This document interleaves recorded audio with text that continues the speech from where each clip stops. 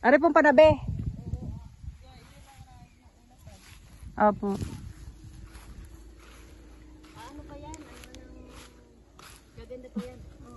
Naktanggalin mo ang ano nun. Yung mga nasa ilalim na ano. Para makahinga. Ay, ano ang lupa. Tapos, lalagyan ko ng ipot. Sapal ng yung pinagdata.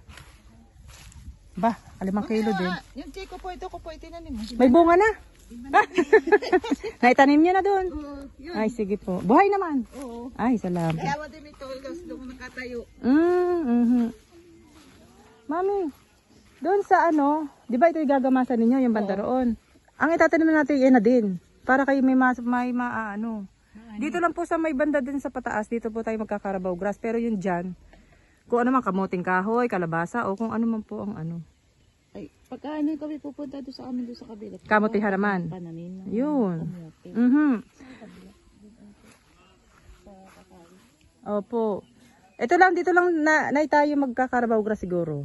Para maganda, pantay din. Kaya ay inaalis namin, ginagamos pa. Oo nga po. Kayo ba may kalay-kay diyan? Ay, ibinili na kami ni sir. Oo nga po. Kakain kinakalay pa ito. Okay, ako nga ay ilang puno ng buhay. May bunga. Bago pa lang po. Parang, anong puno yan ay? Avocado. Parang madilaw na.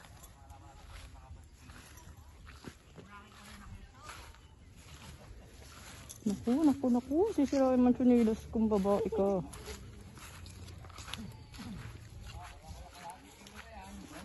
Ang mangustin.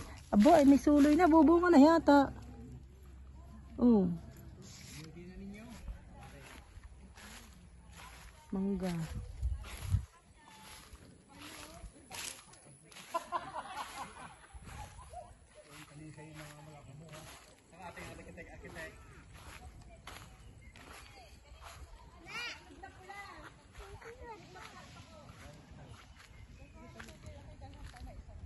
Mama ko po yung... Si Arizona na. Oo nga.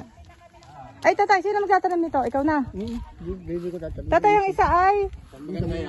Doon, makalampas ng barracks po. Ang kabila ay medyo malayo-layo eh. Dine? Hindi, dito daw muna. Dalawa. Sa may paakyat.